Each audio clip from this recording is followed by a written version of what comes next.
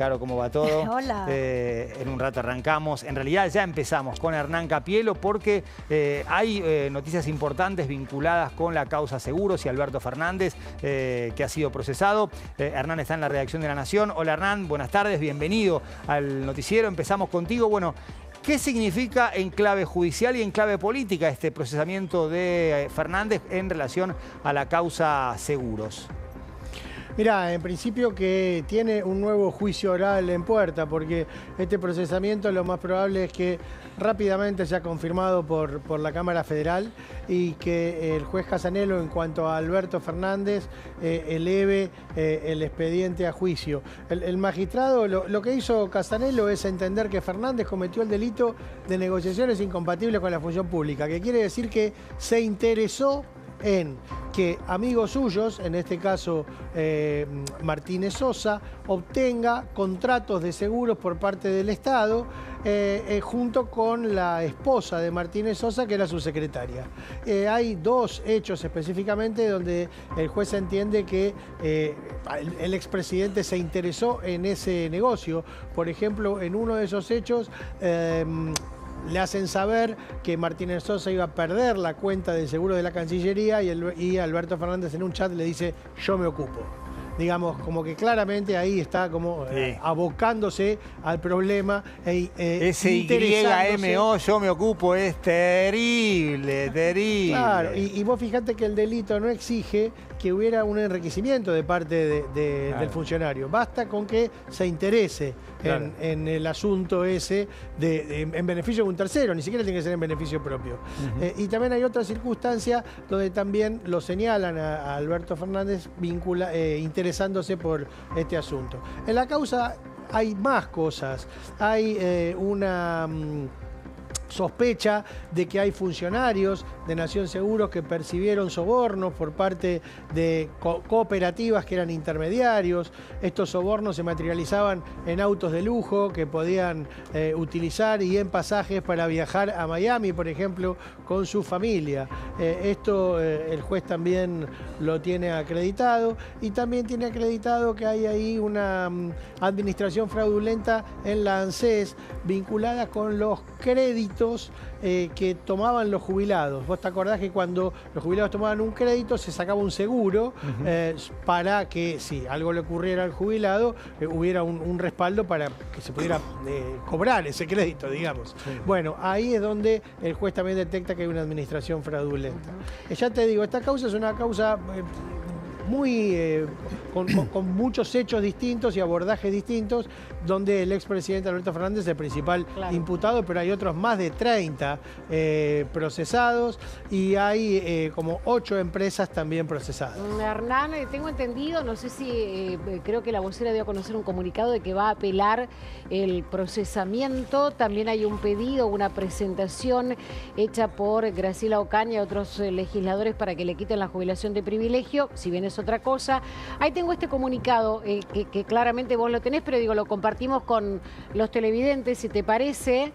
En el día de la fecha, el doctor Casanelo arbitrariamente, para empezar, ¿no? Para empezar, resolvió dictar el procesamiento del expresidente de la Nación por una imputación por la que no fue indagado, afectando el principio de congruencia. Su defensa recurrirá al procesamiento, esperando que la Cámara Federal de Apelaciones anule la decisión por arbitraria, prematura e infundada y encauce la investigación con parámetros objetivos tendientes a la averiguación de la verdad. Sí, ¿no? Bueno, incluso después continúa, pero sugiere que el magistrado ya tenía tomada la decisión de procesar a Fernández antes de escucharlo el 4 de julio porque ya tenía una resolución de 400 páginas, Hernán.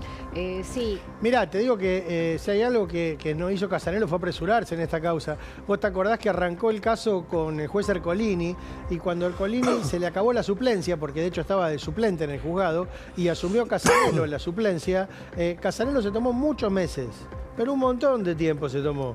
Volvió a mirar todos los papeles uno por uno, volvió a reevaluar toda la prueba y recién ahí volvió a llamar a prestar declaración indagatoria el 4 de julio a Alberto Fernández y después de esa indagatoria procesó. Yo creo que no, que no hay apresuramiento, sino que al contrario, hubo ahí mucho tiempo de reevaluación. Bueno, y ahora hay que ver esto como sigue en la Cámara Federal. No nos olvidemos que el expresidente tiene que enfrentar un juicio oral, probablemente en pocos meses, por violencia de género, y no va a faltar mucho tiempo más para que haya una nueva citación a juicio con este caso. Bueno, agrego una sola cosa más. Perdón, sí, Mariano. Uno de los temas importantes quizá para resaltar. Primero, en la familia judicial se remarca y mucho la relación entre el propio Alberto Fernández Ercolini y Casanelo, ¿no? Una relación de idas y vueltas, más allá obviamente de la contundencia de Casanelo, que hace un ratito también le prohíbe salir del país. Sí. Está embarcado además Alberto Fernández más de 14.000 y pesos, lo demás 14.000 millones de pesos, que son unos 10 millones de dólares. Que esto le puede pasar como a Cristina, que podemos meter en el tema de Cristina, tiene 10 días para devolver 500 millones de dólares. Ahora, lo que muchos remarcan es cómo se llegó a esto y por qué Casanelo se tomó este tiempo para decidir, porque muchos remarcan de lo que salió del teléfono de María Cantero, que es la esposa de Héctor Martínez, el supuesto socio / testaferro de Alberto Fernández y la secretaria histórica del propio expresidente de la Nación. Ese teléfono que fue auditado, que fue peritado por el tema de violencia de género, como remarcábamos recién, que tiene que enfrentar ya el juicio oral, salió mucha información de la que había en esta causa, la causa de las pólizas de seguro, que son los seguros de vida, que el propio Alberto Fernández ordenó a raíz de un decreto unificar en el Banco Nación y que por solo el pago de comisiones llegó a Martínez, entre otros, Héctor Martínez, miles de millones de pesos, ¿no? Por otro lado, Hernán, en la Home de la Nación, la nota de tapa o de portada es la tuya, la Cámara de Casación resolvió que Cristina Fernández se mantuviera con tobillera electrónica en su lugar de detención, San José 1111, que continúe con el actual régimen de visitas restringido. Más datos y más contexto, Hernán, que te aprovechamos y disfrutamos. Sí, la discusión era si Cristina Kirchner iba a seguir en prisión domiciliaria en su casa. Había apelado esta decisión y la Cámara de Casación, que es el tribunal penal más importante por debajo de la Corte, dijo que todo queda como está. Va a seguir en San Juan 1111, va a seguir con tobillera y va a seguir con el actual régimen de visitas. Esto quiere decir que hay un grupo íntimo que tiene la entrada automática permitida, que son policías, familiares, abogados, y hay otro grupo de personas que van a tener que pedir permiso en cada caso. Estos visitantes más esporádicos, contactos políticos, van a tener que solicitar al tribunal permiso en cada ocasión. Acá es interesante que el tribunal falló de manera dividida. ¿Y quiénes, no? El fallo ¿no? es particularmente muy fuerte, muy enfático. Ahí el voto más enfático es el del juez Hornos, que es el que lidera la votación, donde un poco más o menos dice que alterar las condiciones de ejecución de la pena es de algún modo bajarle el precio a la contundencia institucional de una condena. Dice algo así como que una vez que llegamos a la condena, ahora no podemos estar cambiando estas condiciones de detención de manera arbitraria. Lo que dice es que es importante la manera en que se ejecuta la condena, tan importante como la condena en sí misma. Ahora, el que votó en contra es Mariano Borinsky, en disidencia. El voto del juez Hornos lo acompañó el juez Barretaveña, y en disidencia Mariano Borinsky entendía que había que sacarle la tobillera y entendía que había que flexibilizar el régimen de visitas. Quedó en minoría, con lo cual todo queda como está. No, solo para agregarte esto, perdón, solo para agregarte esto, por lo que decías recién. Es por el momento, ojo que lo deja bien claro el tribunal. Es momentáneamente Cristina Kirchner se puede quedar en ese lugar.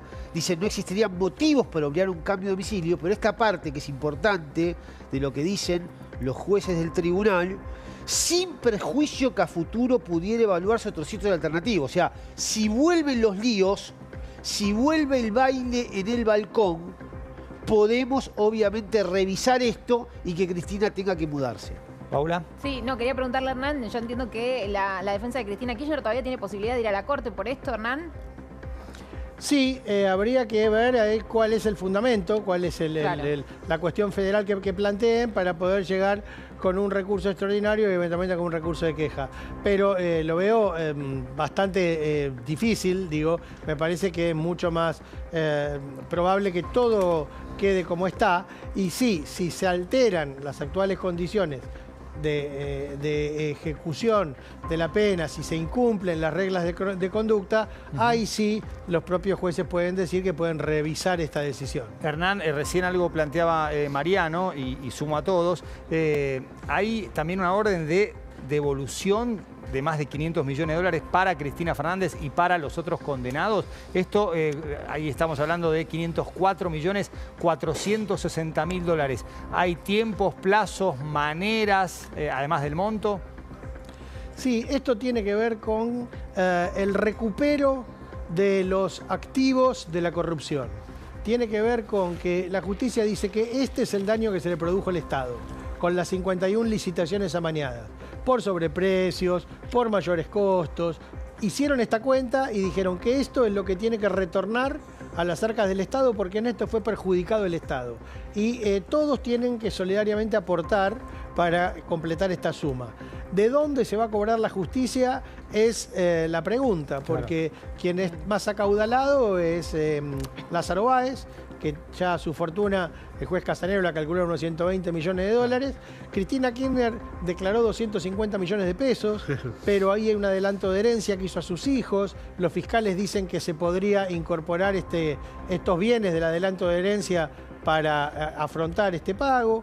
Después hay otros condenados que algunos tienen propiedades, pero no llegan nunca a los 500 millones de dólares. 110 propiedades, Hernán, 110 propiedades Lázaro Báez. Acá justo, con la fiscalía que le acabo de preguntar lo mismo, ellos ya embargaron las 22 propiedades que la propia Cristina Kirchner en una, me dicen,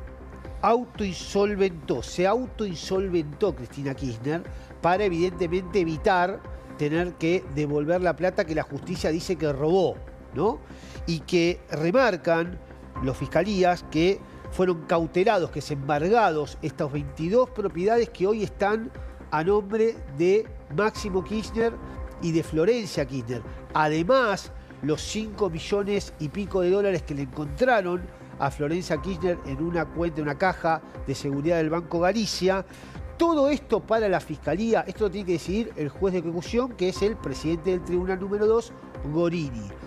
Lo que me remarcan que van a ir con esto, o sea, a Cristina Kirchner le sacarían todas las casas que tiene. Hernán, ¿y esto es viable más allá de la intención? ¿Es fácil de ejecutar? Sí, esto es el procedimiento, digamos, que si cumplido el plazo no se constituye este dinero, el tribunal va a empezar a decomisar y a rematar, digamos, estos bienes para hacerlos efectivo y plata, y que ese dinero ingrese a las arcas del Estado.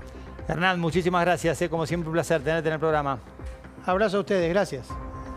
Bueno, repercusiones de la picante sesión de ayer. Hablo de la sesión tuitera y la sesión